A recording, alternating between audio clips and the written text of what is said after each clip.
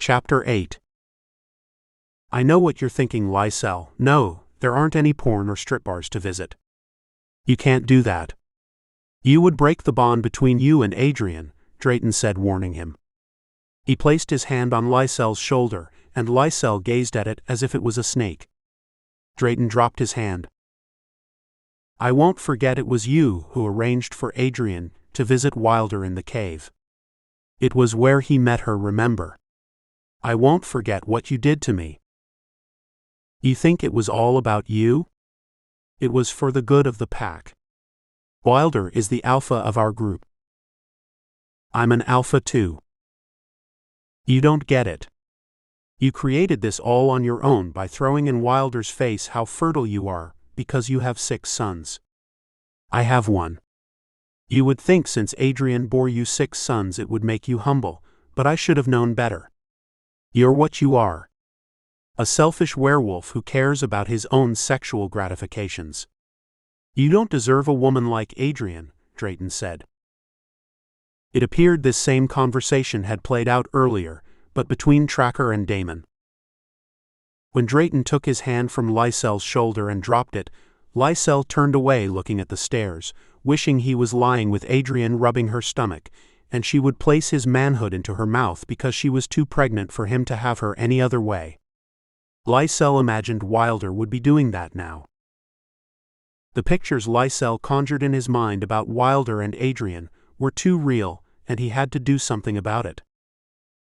It was no talking to Lycell when he was like that. There were only so many times he could ride his steed around the ranch during the full moon. So many times he could wipe away the thoughts and pictures of Wilder making love to Adrienne, without him going full wolf on him and attacking.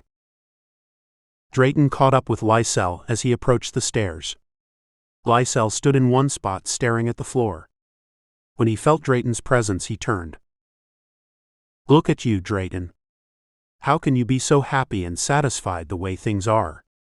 Adrienne is pregnant again, and I haven't been with her in months, Lycell said, his voice raised and his eyes staring blankly at Wilder and Adrienne's bedroom door. It won't be long.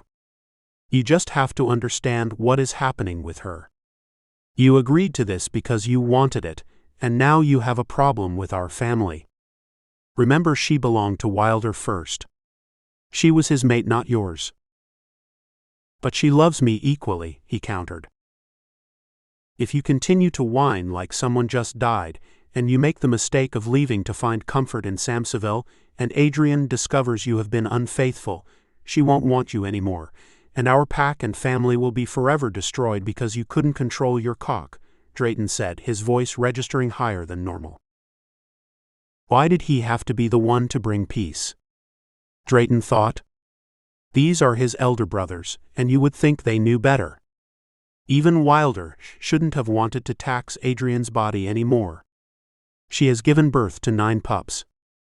It's time to give her a rest, he thought. Lycell turned away and stormed down the stairs. Always the impulsive, reckless one in the family, and no amount of talking would calm him, at least not today. He had to sort this out on his own. Staggering out of the house like a drunken man looking for another round of drinks, Lycell found his way to the stables to ride his black stallion, but instead he turned and ran to the garage and opened the door to his Ford truck and started it up. Not waiting for the engine to warm up, he gunned the gas and took off widely out of the garage, and not waiting to lower its door. In a blind rage he headed the truck east. He had been driving for an hour when he looked up to see the dim lights in a distance of Lake Tahoe. Nearing a hotel, the lights grew brighter as he cruised on by, wondering how he got there. Dressed in his jeans and flannel shirt, he decided to stop the truck and park. His thoughts were to turn around and go back home because he had enough time to think, and when he did, he realized he had been acting like a dick. He had been in love with Adrienne since the day he set eyes on her, and there would never be any other female for him. Never. He took a deep breath and started the truck, but it wouldn't turn over. He cranked it again before he glanced down at the gauge, and it was out of gas. What the fuck, he murmured. He hadn't seen or heard the warning light. Turning to reach for his phone, He realized in a fit of anger he left it in his jacket. He hit on the dashboard and placed his head over the steering wheel. Fuck. Fuck. Fuck. Raising his head, he watched out through the frosty window at the falling snow. He could call someone to bring gas if he had a phone. He could rent a car if he had a phone. He could change into his wolf and run home. Or he could get out and walk a few steps to a casino and get a room. With the first snow, he never knew what would happen. It could be heavy as he ran and trekked through it. He wouldn't make it home anyway until the morning because of the winter winds blowing strong. To risk traveling as a werewolf in the snow just to get home and be confronted by Wilder didn't set well with him. He decided against it and resolved to let Adrienne worry about him. Maybe she'll appreciate me. That's right, let her worry. Think about what it would be like not to have me, he thought. He checked his pocket and pulled out an envelope with 20s and 100s. Why did he have cash? Then he remembered he had forgotten to go to the bank.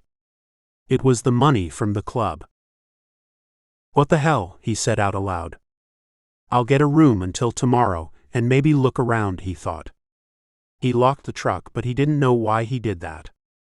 It couldn't move anyway.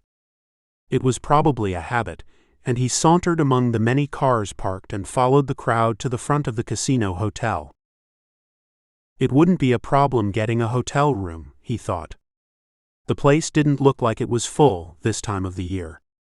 I'd like a room, he said to the clerk. The young man looked at him and said, We have a convention here, and I don't think we have any rooms available. I think we're fully booked. You can try someplace else. Maybe they'll have some rooms at the Hilton. My car is out of gas, and this is the first place I stopped. Now, if you don't mind, could you check to see if you have anything available? Lycell wasn't a patient werewolf, but he had to be a patient human. He stood with his arms on the counter, leaning forward looking around as the thin young man with a nervous look about him searched the computer. The young man about 20 turned and looked up at Lycell wearing a pair of jeans and a blue and black flannel shirt and said in an arrogant voice, Sir? We have something, but I don't think it's in your price range. I'll take it, and what do you know about my price range? He pulled out his credit card and dropped it on the counter. Have my car filled with gas when I get up in the morning. Yes, sir, Mr. Samsa. He glanced once more at the card.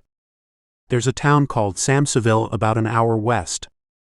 The young man tried to make small talk as he handed Lycell the papers to sign and turn over the key. Yes, I know. I own it.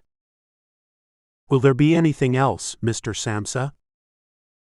Don't ever talk to me with that tone of voice again. I have sons older than you. The young man couldn't or wouldn't believe the person standing in front of him had sons his age, because Lycell looked to be about 20 or younger. With a wide grin, the clerk said, Will there be anything else, Mr. Samsa? Do you have luggage, Mr. Samsa? Do you need someone to show you to your room, Mr. Samsa? Lycell glanced at the man with a raised eyebrow. His deep and piercing eyes narrowed. The young man leaned back as if struck by something. Lycell turned and walked away without saying a word. Riding the elevator up to the penthouse, Lycell opened the door to a luxurious room. He had promised Adrienne he would take her on a trip where she could sleep all day, lay on the beach, and fuck him all night without Wilder and Drayton's prying ears. It would be a long honeymoon. One he never had with her. They would visit Paris or Venice. He would show her the world. But now she was bogged down raising another brood of pups. Wilder was content with his life, and with her now that she would give birth to the last of the Samsa pack. Wilder's litter would command her attention day and night, he thought. Watching out at the snow-capped mountains and the lights of the hotel casinos, Lycell asked, What the fuck am I doing here all alone? Surely there was something he could do tonight to pass the time away.